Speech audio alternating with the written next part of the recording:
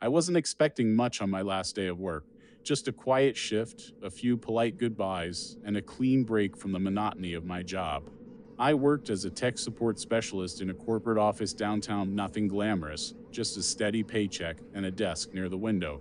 My name's Nathan, by the way, 32, single, and recently offered a remote gig that pays twice as much. I'd been counting down to this day for weeks, envisioning freedom from the fluorescent lights, the hum of servers, and endless complaints from coworkers who thought rebooting their computers was the pinnacle of troubleshooting.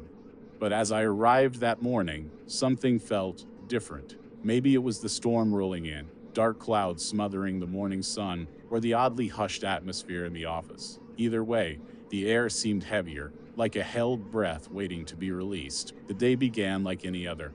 I fixed a couple of printers, sorted through my emails, and indulged in my guilty pleasure, people watching. My desk was strategically positioned to give me a view of most of the floor. I could see Amy from accounting nervously typing away, Frank in Har pacing while on another heated call, and Greg from sales juggling 3 donuts on his way to his desk. It was routine, predictable, until it wasn't. Around noon, I noticed something odd. A phone on an empty desk started ringing.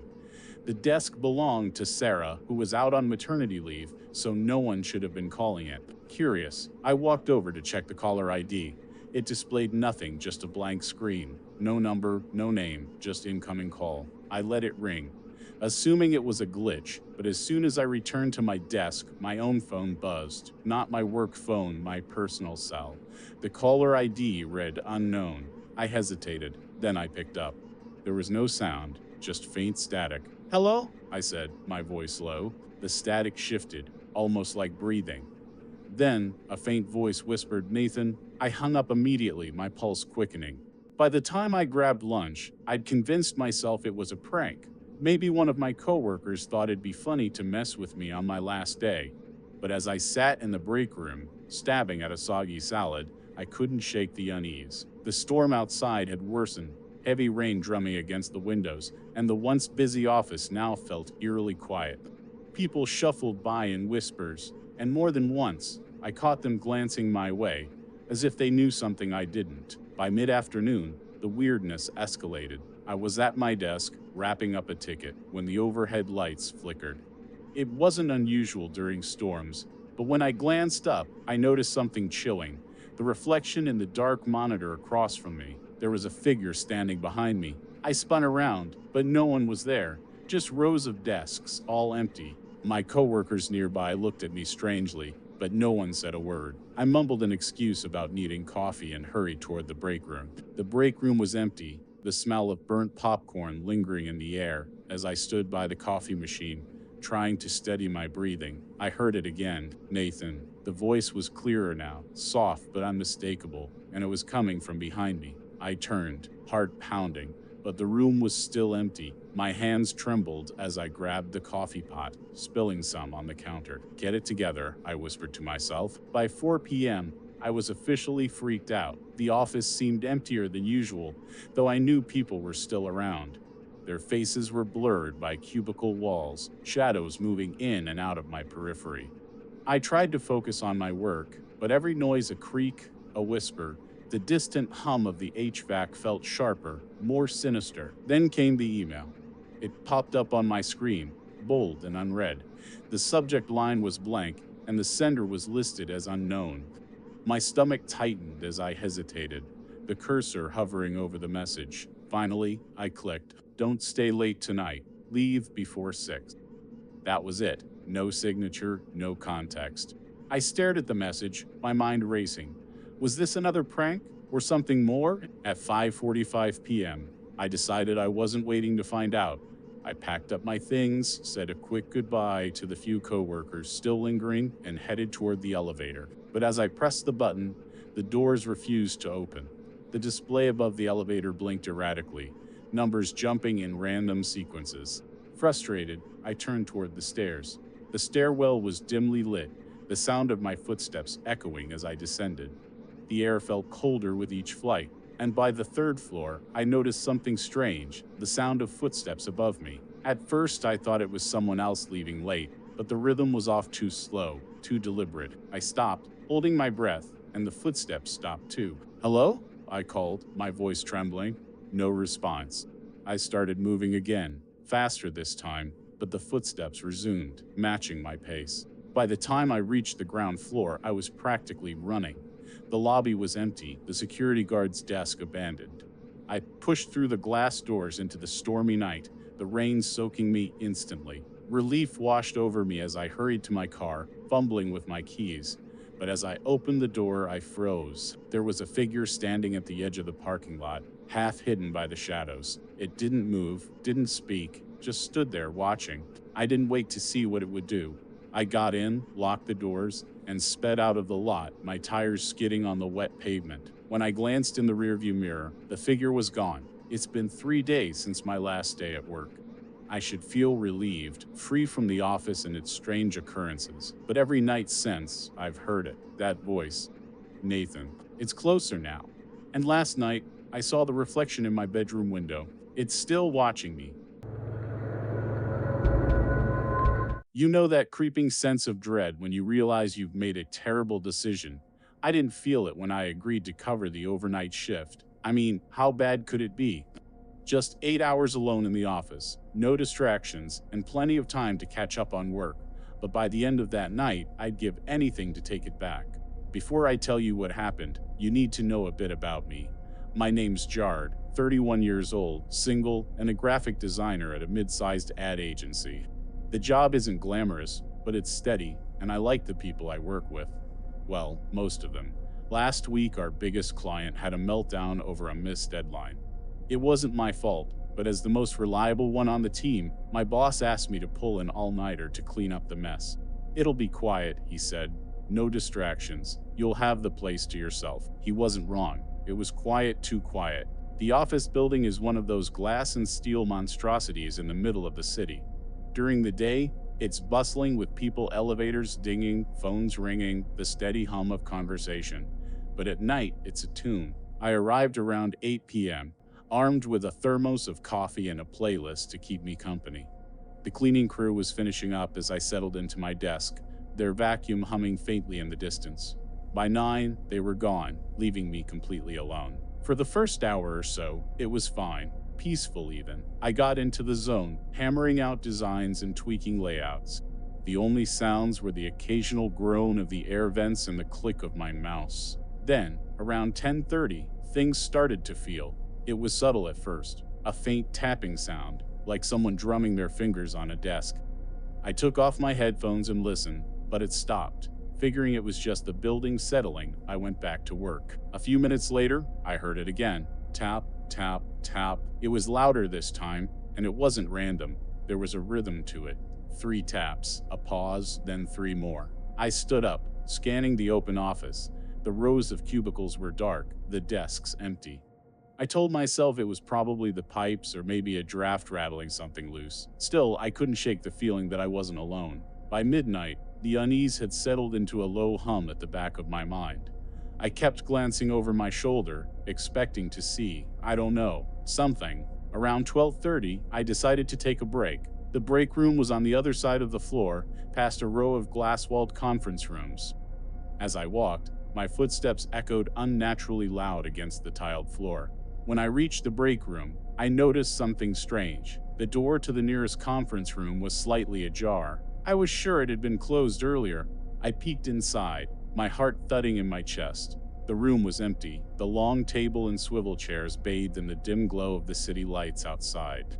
Still, I couldn't shake the feeling that someone had been in there, watching. I made my way back to my desk, trying to brush it off, but the tapping sound followed me, growing louder and more insistent. Tap, tap, tap. It seemed to be coming from the far end of the office near the storage room. "Hello?" I called out, my voice cracking. No answer. I grabbed my phone, the screen glowing faintly in the darkness. The signal bars flickered, dropping to 0, then back again. I thought about calling security, but what would I even say? That I was scared of some strange noises? Instead, I did the stupidest thing imaginable. I decided to investigate. The storage room was at the end of a narrow hallway lined with filing cabinets. The overhead lights buzzed faintly, flickering as I approached. The door was slightly open. I hesitated, every instinct screaming at me to turn around, but curiosity got the better of me. Slowly, I pushed the door open, the hinges creaking loudly. The room was empty. Just rows of shelves stacked with office supplies. But as I turned to leave, I noticed something on the floor. A piece of paper. I picked it up, my hands trembling. It was a memo from months ago, one I designed myself, but scrawled across it in thick, black ink were 3 words. Get out now. I stumbled back to my desk, my heart racing. My brain was scrambling for explanations, maybe a prank, maybe I dropped the memo and someone found it. But deep down, I knew something wasn't right. The tapping had stopped, replaced by a new sound. Footsteps, soft, deliberate, and getting closer. I grabbed my bag, deciding I'd had enough. Screw the deadline, screw the client, I wasn't staying a second longer. But as I headed for the elevator, the lights flickered again, plunging the hallway into darkness. When they came back on, I wasn't alone. At the far end of the hallway stood a figure. It was too far to make out any details, but it was tall, motionless, and facing me. "Hey!" I called out, trying to sound braver than I felt. "Who's there?" No response. I took a step back, and so did the figure. Panic surged through me. I turned and bolted for the stairs, not caring about the noise. My footsteps echoed wildly as I descended, each step feeling slower than the last. I reached the lobby, breathless, and slammed into the glass doors, locked. Frantically, I searched for the security guard, but his desk was empty. Then I saw it. A piece of paper on the desk, identical to the one I'd found earlier. It's too late. I turned around, my back pressed against the glass. The figure was there, standing at the top of the stairs. It wasn't human. Its limbs were too long, its face blurred and featureless. It moved slowly, deliberately, like it had all the time in the world. I pounded on the door, screaming for help, but the streets outside were deserted. The figure was halfway down the stairs now, its footsteps echoing in the empty lobby. In a last-ditch effort, I ran for the service exit. The hallway leading to it was dark, the air thick and suffocating. I could hear it behind me, its footsteps quickening. When I finally burst through the door into the cold night air, I didn't stop running. I didn't look back. I don't know how I made it home, but I locked every door and window, barricading myself inside. That was 3 days ago. I haven't been back to the office, haven't answered any calls or emails, but the tapping has started again. It's coming from inside my apartment now, and I know it's only a matter of time before it finds me. They say the last day at a job is supposed to be easy, a victory lap where you tie up loose ends, hand in your badge, and shake hands with colleagues you'll probably never see again. For me, it was anything but that. My name is Daniel, but everyone calls me Danny. I've worked security for the past 8 years at an office building downtown. It wasn't glamorous, but it paid the bills, and I liked the routine. Nights were usually quiet. A few hours of patrolling the halls, checking the security monitors, and occasionally shooing away some vagrant trying to sneak into the parking garage. But after tonight, I was done. I'd found a better paying gig across town, a warehouse job that promised more hours and fewer solitary nights staring at empty hallways. My boss gave me the usual speech about how they'd miss me and how it would be hard to find someone to replace my dedication. Truthfully, I wasn't all that dedicated.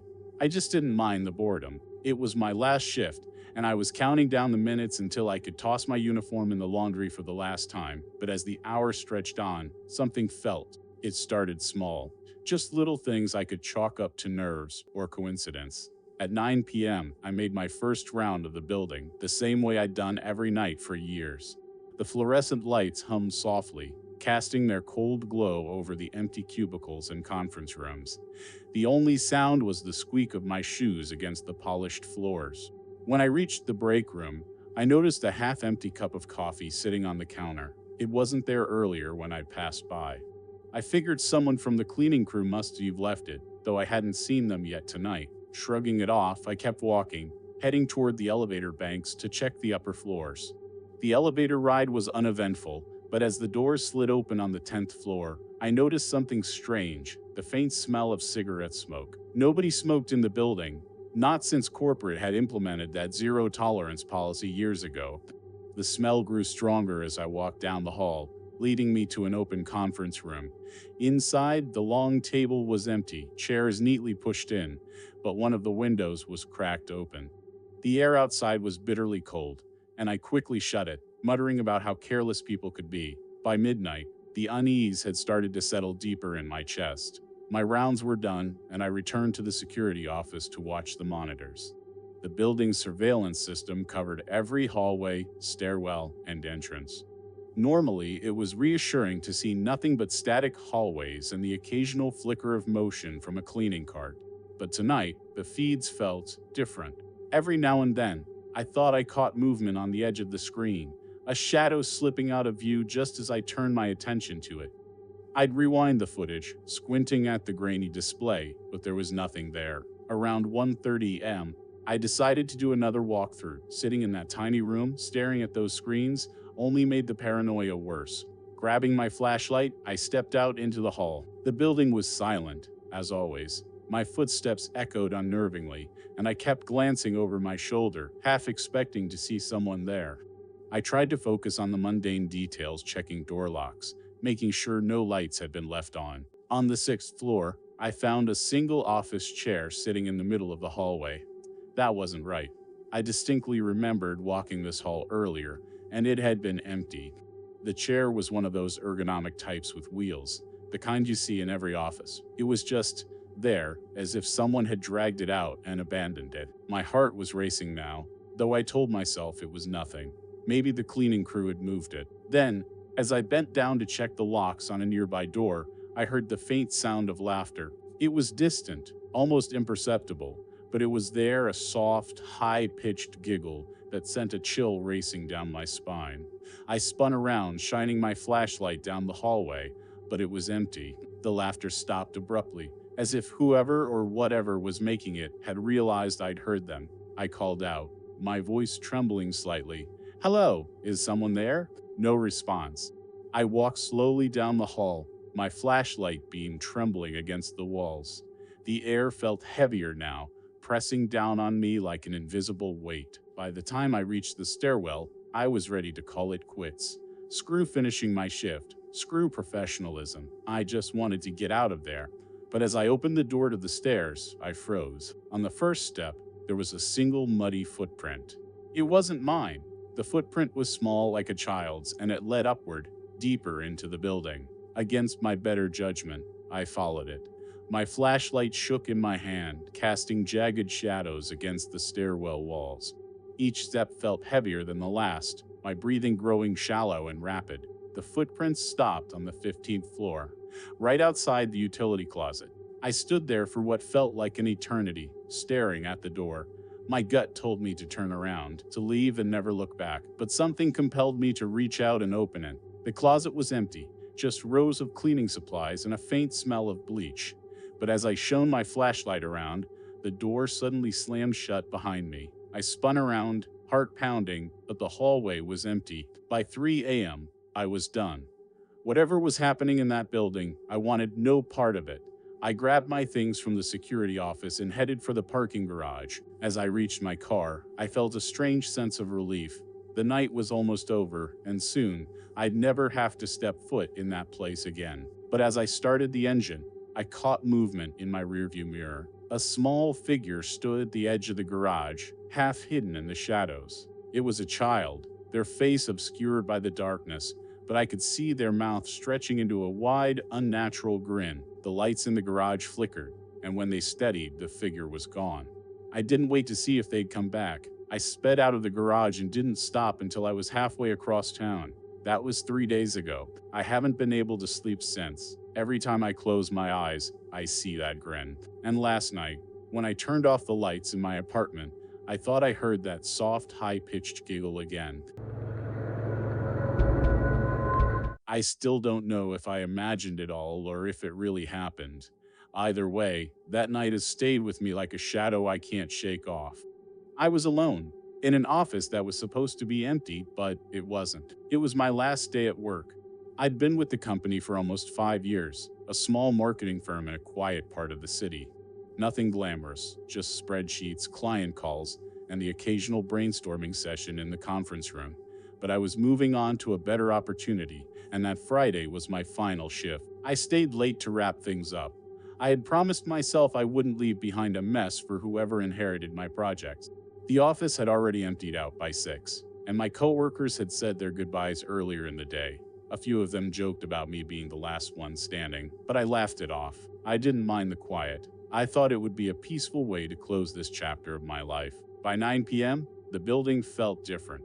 I was sitting at my desk, filing away emails and transferring client notes to a shared folder. The overhead lights buzzed faintly, a sound I hadn't noticed until the silence became absolute. Outside, the streets were dark, the city wrapped in a cold, foggy night. I glanced at the office's open floor plan, rows of empty desks stretching into the shadows. It was strange how different the space felt after hours. By day, it was lively, with people chatting and phones ringing, but now under the dim fluorescent lights, it felt abandoned. I told myself it was just my imagination. At 9:30, I heard it for the first time. A soft click, like a door closing somewhere down the hall. My desk was near the main entrance, so I leaned back and peeked toward the hallway that led to the break room and storage closets. The hallway was dark, the motion-activated lights having shut off hours ago. "Hello?" I called out, half expecting the cleaning crew to answer, but there was no response. I shook my head and went back to my work. An hour later, I was finishing up my last email when I heard something else. It was faint, almost like the rustling of papers, coming from one of the desks behind me. I froze. The office was supposed to be empty. I hadn't seen anyone since 6 p.m., and the cleaning crew wasn't scheduled to come in until the next morning. I turned around slowly, scanning the rows of cubicles. The space was still, the shadows unchanged, but my gut told me I wasn't alone. "Is someone there?" I called out, my voice louder this time. Nothing. The sound didn't come again, but the unease settled in, like an itch at the back of my mind. I told myself it was just the building settling, the HVAC system kicking on, something ordinary, but I couldn't shake the feeling that I was being watched. At 11 p.m., I decided to call it a night. I shut down my computer, grabbed my bag, and headed toward the elevators. The hallway was darker than I remembered, the shadows stretching long and thin. As I reached the elevator, I pressed the button and waited. The display above the doors showed the numbers counting down from the 10th floor. Then the elevator stopped at 7th and stayed there. I stared at the display, my finger hovering over the button again. The elevator didn't move. I pressed the button harder this time, but nothing happened. A sinking feeling settled in my chest, and I decided to take the stairs instead. The stairwell was colder than the office, the kind of cold that sinks into your skin. My footsteps echoed as I descended, the sound bouncing off the concrete walls. I was halfway down when I heard it again, the click of a door shutting above me. I froze mid-step, gripping the metal railing. My breath clouded in front of me as I strained to listen. Then came the sound of footsteps, slow and deliberate, descending from the floor above. I moved faster, my shoes scuffing against the steps as I tried to keep my balance. The footsteps above quickened, matching my pace. By the time I reached the ground floor, I was nearly running. I burst through the stairwell door into the lobby, my heart pounding in my chest. The lobby was empty, the front doors locked. I cursed under my breath, realizing I'd have to use my key card to unlock them. As I fumbled with my bag, I heard the stairwell door creak open behind me. I didn't look back. My hand shook as I swiped my card, the reader beeping once before the doors unlocked. I pushed through and didn't stop running until I was halfway down the block. When I finally stopped to catch my breath, I turned back toward the building. The lobby lights glowed faintly, and the glass doors reflected the streetlights. I could see my desk through the window, a lonely island in the sea of empty cubicles. But then I saw it.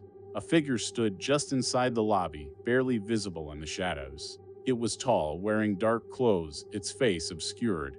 It didn't move. I stared for what felt like an eternity, my mind racing with possibilities. Was it someone from the building, security, or something else? I didn't wait to find out. I never went back to that office. I didn't even return to collect my things. I emailed my manager the next day, asking them to send my belongings to my new address. They never mentioned anything unusual about that night, and I didn't bring it up. But sometimes, late at night, I still hear the sound of footsteps behind me. Slow, deliberate, just like that night in the stairwell. And I can't help but wonder, Did I really leave that building alone?